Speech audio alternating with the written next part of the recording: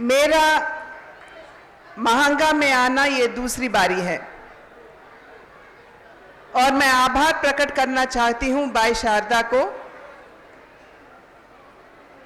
जिन्होंने इतनी सुंदर समावेश,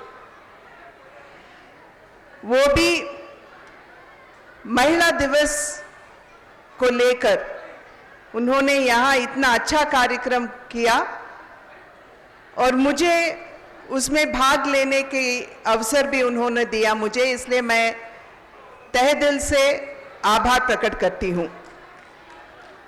समावेश इतना सुंदर है क्योंकि मैं मानती हूँ यहाँ लगभग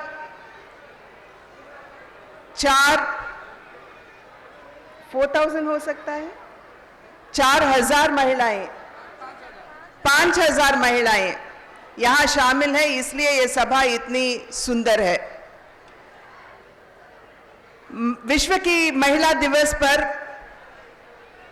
मैं आपके सामने खड़ी हूं और अपनी सोच जो है आपसे बांटने की अवसर दिया गया है, इसलिए मैं यहाँ के सभी नेतागण को मैं अपना धन्यवाद प्रकट करना चाहती हूं। भारतीय जनता पार्टी ऐसी पार्टी है जो महिलाओं को वोट देने वाली या वोट दिलवाने वाली मशीन नहीं समझती। जैसे यहाँ का सरकार, यहाँ का बिजू जनता दल समझता है कि ओडिशा में जो महिलाएं हैं वो केवल और केवल वोट की नजरिया से देखा जाता है, वैसे भारतीय जनता पार्टी महिलाओं को राजनैतिक दृष्टि से या वोट की दृष्टि से नहीं देखता है। भारतीय जनता पार्टी ऐसी पार्टी है जो मानती है सच्चे दिल से यत्र नार्यन्तु पूज्यन्ते रमन्ते तत्र देवताः, जैसे हमारे प्रिय प्रधानमंत्री जी ने कहे थे। इसका अर्थ यही है कि जहां महिलाओं की गौरव होती है, सम्मान होता है, वहां जरूर बढ़ोतरी होती है और आगे बढ़ने की आशा भी हम रख सकते हैं। इसीलिए हम मानते हैं कि महिलाओं की सच्चे ईमानदारी से उनका सम्मान हो, उनका गौरव हो।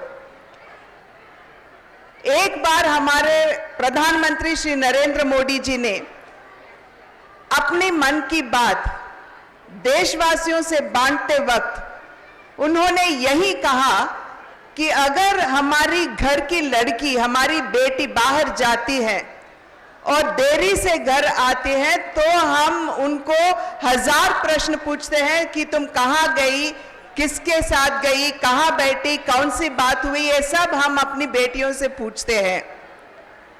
हमारे प्रधानमंत्री ने यही कहा कि ये सवाल हमें अपने बेटियों से नहीं, हमारे बेटे से पूछना है कि तुम इतने देरी से घर क्यों आया, किसके साथ गया, किसके साथ बैठा, कौन सी बात किया, किसके साथ अपिया, ये सब हमारे बेटे से हमें पूछना है।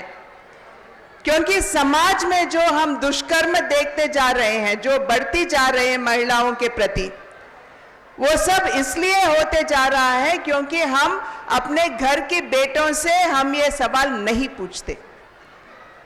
ये मैं आपको बता रही हूं क्योंकि आपको समझ में आए कि भारतीय जनता पार्टी महिलाओं को, अपने बेटियों को कितनी सम्मान करती है। अभी हमने एक पावर पॉइंट प्रेजेंटेशन देखे थे जिसमें शारदा प्रधान भाई ने पूरे के पूरे भारतीय जनता पार्टी को जो योजनाएं हैं, जैसे शौचालय बनाना, जब हमारे प्रधानमंत्री नरेंद्र मोदी जी पहली बार प्रधानमंत्री बनकर लाल किले से देश को अपना संदेश दे रहे थे तो उन्होंने यही कहा कि मैं हर एक घर में शौचालय का निर्माण कराऊंगा। तो सभी बहुत सारे ऐसे नेता लोग थे जिन्होंने हंसी उड़ाई कि प्रधानमंत्री पहले बार संदेश दे रहे हैं और कह रहे हैं और बात कर रहे हैं शौचालय के निर्माण के बारे में। पर इसके पीछे नरेंद्र मोदी जी की सोच यही थी कि हमारी बेटियां, हमारे मां जो बाहर जाती है शौचालय के लिए, वो कितनी अपनी आत्मगौरव को गिरवी रखकर वो बाहर जाती है। और बहुत सारे ऐसे प्रदेश हैं हमारे देश में जहां पर अगर हमारी बेटी बाहर शौचालय के लिए जाती है तो उस पर दुष्कर्म होता है। इसीलिए हमारे प्रधानमंत्री नरेंद्र मोदी ने हमारे बेटी और हमारे मां के इस कष्ट को, इस आपदा को दृष्टि में रखते हुए उन्होंने कहा कि हर घर में शौचालय होगा, ये केवल और केवल महिलाओं के सम्मान रखने के लिए। और वैसे देखेंगे तो यहां ओडिशा में लगभग 74 लाख शौचालय का निर्माण यहां हुआ है केंद्र सरकार के भागीदारी से। और वैसे ही उज्ज्वला योजना की बात किया गया था अभी। यहां के गरीब महिलाओं को मुफ्त में उनको गैस कनेक्शन दिया गया था। क्यों दिया गया था? क्योंकि हमारे प्रधानमंत्री यही बोले कि मैं अपनी मां को देखा हूं जो चूल्हे के सामने बैठकर फूंक फूंक के वो मेरे लिए, हमारे परिवार के लिए खाना बनाती थी, और वे सारे के सारे जो धुआं है उसके अंदर जाकर उसकी बुरी असर उसकी हेल्थ पर पड़ती थी। इसलिए मैं मुफ्त में देश के हर एक गरीब महिला को मैं गैस कनेक्शन दूंगा। और आज उड़ीसा में अगर हम देखेंगे तो लगभग 20 लाख महिलाओं को मुफ्त में यहां उज्ज्वला योजना के तहत उनको कनेक्शन दिया गया है। वैसे ही प्रधानमंत्री आवास योजना, हर एक महिला की यही सपना होता है कि उनके सर पर छत हो, वे गौरव के साथ जिए। और इसको दृष्टि में रखते हुए हमारे प्रधानमंत्री नरेंद्र मोदी जी ने प्रधानमंत्री आवास योजना आगे लेके आए और यहां ओडिशा में लगभग 20 लाख घर का निर्माण हुआ है, वो भी केंद्र सरकार की भागीदारी से। पिछले बार जब मैं आई थी ओडिशा में तो यहां के सारे नेता, भारतीय जनता पार्टी के नेता ने मेरे नजर में यही बात लेके आए कि प्रधानमंत्री आवास योजना पर यहां का सरकार बिजू पक्का घर का पोस्टर चिपकाता है।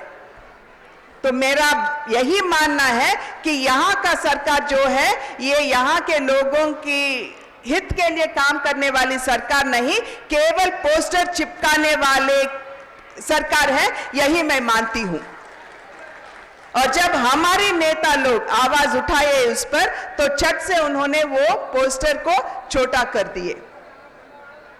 और वैसे ही अगर आप देखोगे हमारे देश प्रगति पथ पर चलने वाली देश है, ये हम सब मानते हैं, पर हमारे देश में ऐसे भी प्रदेश है, ऐसे भी छोटे छोटे प्रांत है जहां पे लड़की पैदा होना भार माना जाता है कहीं कहीं गरीब के घरों में।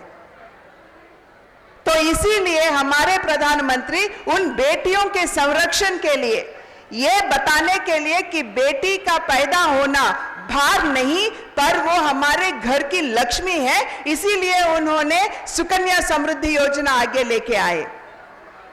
सुकन्या समृद्धि योजना के अंदर अगर बेटी पैदा होते ही, मैं उदाहरण के लिए कहती हूं, अगर हर मास हम 1000 रुपये उस बेटी के नाम पर अगर हम बैंक में डालेंगे तो उनकी 21 साल होने पर उनको 6,50,000 रुपीज उनको मिलेगा, जो उनके अगर कल्याण के लिए आप उपयोग कर सकते हो या उनका पढ़ाई के लिए।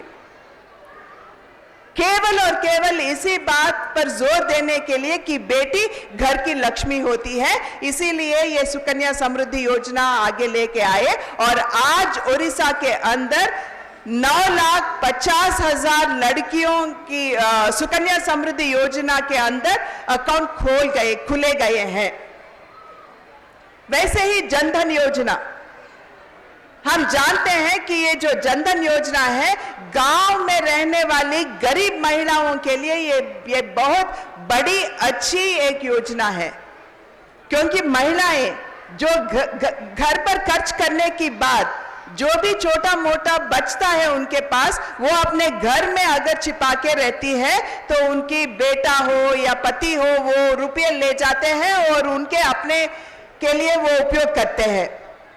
पर आज जनधन योजना के अंदर हर महिला जो भी वो बचाती है, वो जाकर आत्मसम्मान के साथ वो बैंक में जमा करती है, और जब परिवार के लिए उपयोग करना है तो वो अपनी वो पैसा लेके उपयोग करती है। और आज जब कोरोना हुआ तो मेरा मानना है कि लगभग 35 लाख अकाउंट्स जो उड़ीसा में हैं, उन हर एक अकाउंट में 1,500 रुपये केंद्र सरकार ने दिया है उन अकाउंटों के थ्रू। मेरा ये कहना, ऐसा बोलती जाऊं तो बहुत सारे ऐसे हैं, जैसा अभी अभी हम देख रहे थे तो ट्रिपल तलाक के बारे में भी पावर पॉइंट प्रेजेंटेशन में बुल्लू भाई ने दिखाए थे। पर मैं यहाँ की जो महिलाएं हैं, मैं आपको यही कहना चाहती हूं कि ये ट्रिपल तलाक की जो है बात है, ये केवल महिला के संबंधित बात नहीं है, बल्कि परिवार से संबंधित बात है।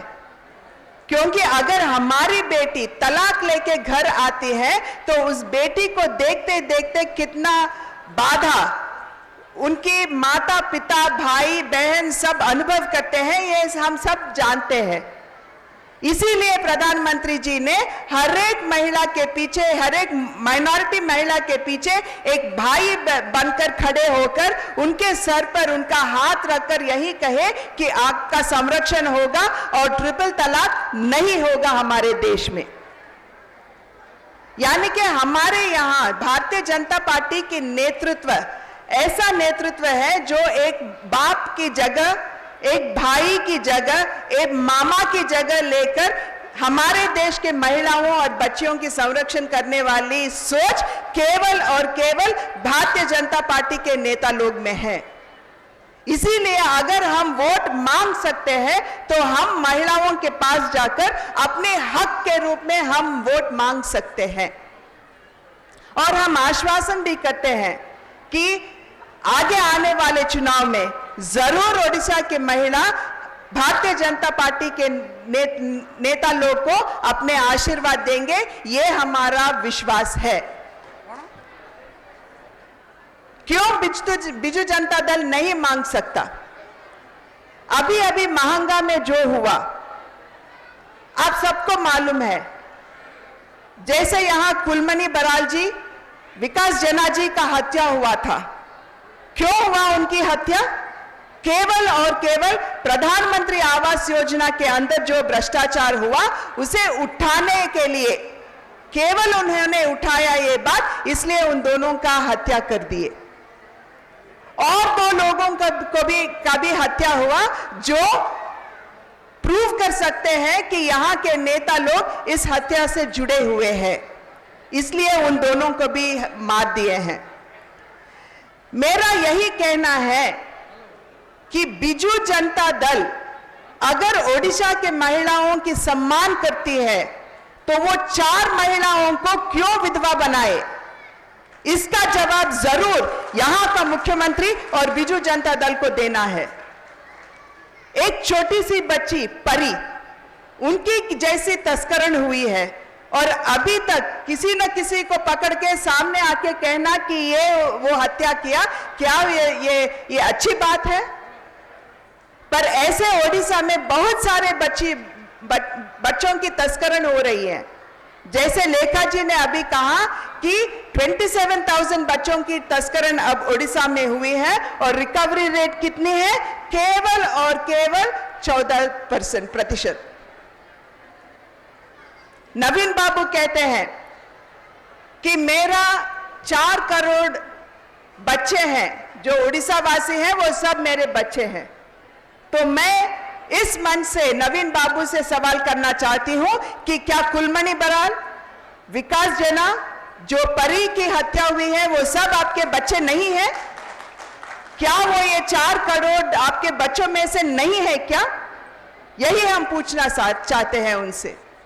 और हम ये भी मानते हैं कि यहाँ के जो महिला लोग हैं वो सब सच जानते हैं। इसलिए जब मैं यहां आ रही थी तो विश्व महिला दिवस को लेकर यहां बीजेडी का भी सभा चल रहा है, पर जब मैं पूछी कि कितने लोग वहां हैं और कितने महिलाएं यहां हैं, तो लोग का जवाब यही था कि वहां 500 की महिलाएं हैं, पर यहां 5000 महिलाएं हैं। यानी कि हम बहुत अच्छे से ये मानते हैं और विश्वास भी करते हैं कि आने वाले दिनों में जरूर और जरूर ओडिशा के महिला भारतीय जनता पार्टी को अपनी आशीर्वाद देगी, क्योंकि भारतीय जनता पार्टी एकमात्र पार्टी है जो सेवा पर विश्वास करती है। सेवा ही संगठन है, यह भारतीय जनता पार्टी की सोच है। देश की हर एक राजनीतिक पार्टी के जैसे भारतीय जनता पार्टी भी चुनाव लड़ना चाहती है और अधिकार में आना चाहती है, पर सभी राजनीतिक दलों और भारतीय जनता पार्टी के बीच में अंतर है। वो अंतर यह है कि सभी राजनीतिक पार्टियां चुनाव लड़कर सत्ता में आना चाहती है केवल और केवल अधिकार चलाने के लिए, पर भारतीय जनता पार्टी एकमात्र पार्टी है जो चुनाव लड़ना चाहती है, सत्ता में आना चाहती है लोगों की सेवा करने के लिए। हमारा मूल विचार है अंत्योदय, यानी कि समाज में जो भी गरीब लोग हैं, दबके हुए हैं, उन सब का सेवा करें, उनको प्रगति पथ पर लेके जाए। हम भी उनके साथ जाए और उनको प्रगति पथ लेते जाते हुए हमारे देश को भी हम प्रगति पथ पर लेके जाएं। और वो तभी हासिल होगा जब आप सब भारतीय जनता पार्टी को अपना आशीर्वाद दोगे। और आप जानते हैं कि शारदा प्रधान भाई कितनी अच्छी तरह से यहां काम कर रहे हैं, और हम जरूर मानते हैं कि आपका आशीर्वाद हथियारों के साथ नहीं पर सेवा करने वालों के साथ होगा, बहनों को विधवा बनाने वालों के साथ नहीं बल्कि बहनों का सम्मान करने वाले के साथ होगा। इसी विश्वास के साथ मैं अपना वाणी को विराम देती हूं। नमस्कार।